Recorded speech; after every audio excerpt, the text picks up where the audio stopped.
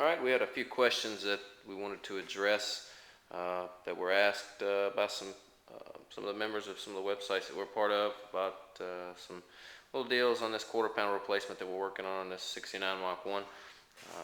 One of them was they wanted to have a look at our trunk drop-off pan that we installed, so decided to make this little video real quick for you guys. So let's take a look at it and see exactly what we did, how we did it, and kind of explain why. The trunk drop-off was completely rusted off along the bottom 1 inch of the pan.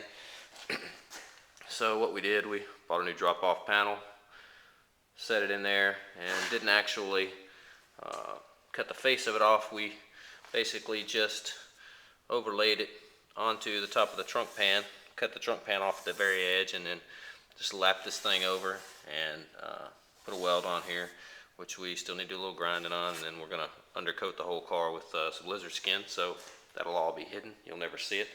We also had to rebuild the wheelhouse back here in the back, which you can still see the weld on that, but not really too concerned about it because nobody's ever going to see this again. It ended up fitting pretty well.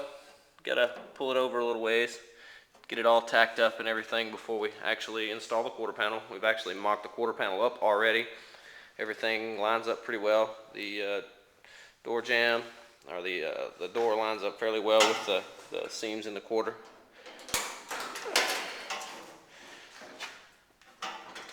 As I mentioned in one of the earlier videos, in order to access the welds that are right here, we ended up, there might be a better way to get to it, but we ended up just cutting the quarter panel up and cutting down to the bottom and then just drilling our welds out from outside of the car versus trying to get on the inside and get to your spot welds and all that jazz. So it's made it a little easier. Also, this little molding piece right here that you can see is tied in with the roof.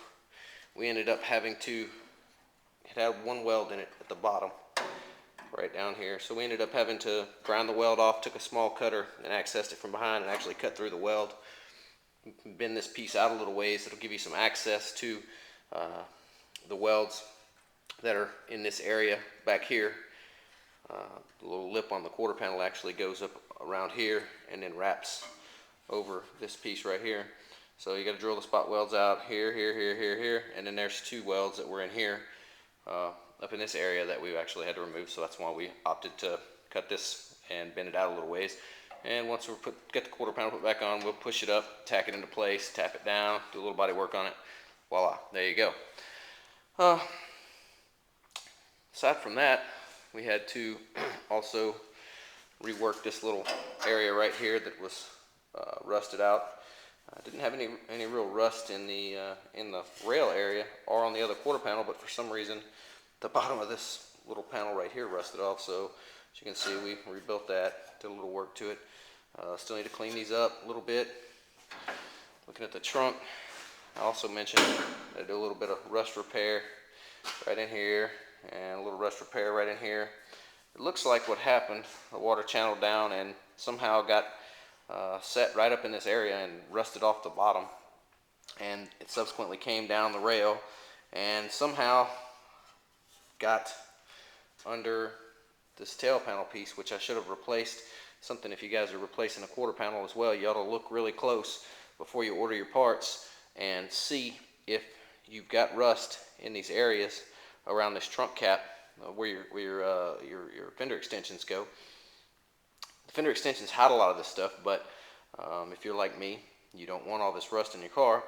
So you might want to consider ordering this whole entire piece here that's welded on, plus the tail panel piece, and replacing both of those because I ended up with rust here, rust over here, some more rust that was here around the tail light area, and a little bit of rust right here that we had to fill in. And subsequently I actually had two holes here that were, I'm assuming that there was an emblem there at one time or something that the dealership that the car was sold from had placed on the car.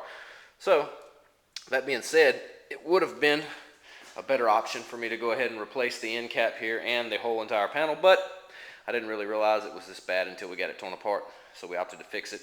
Time wise, it would have been smarter for us just to replace the whole back panel, but that being said, if you have to replace the whole entire rear panel, that basically mandates cutting your quarter panel loose here all along this side on both sides. So you'd have to drill the spot welds out, pry it back, get this cap loose, and pull this in order to get this panel out of here. Or I suppose you could have just cut the panel along the seam or along the edge or something and put a new panel in it. But you know, everybody's got their own way of doing things. So that's pretty much it, guys. We're going to hopefully have the quarter panel back on this weekend, and I will make a few little videos for everybody to look at. If you want to take a look at them, great. If not, great. But there it is in a nutshell. If anybody has any questions, you can log on to our website and check us out. All right, thanks.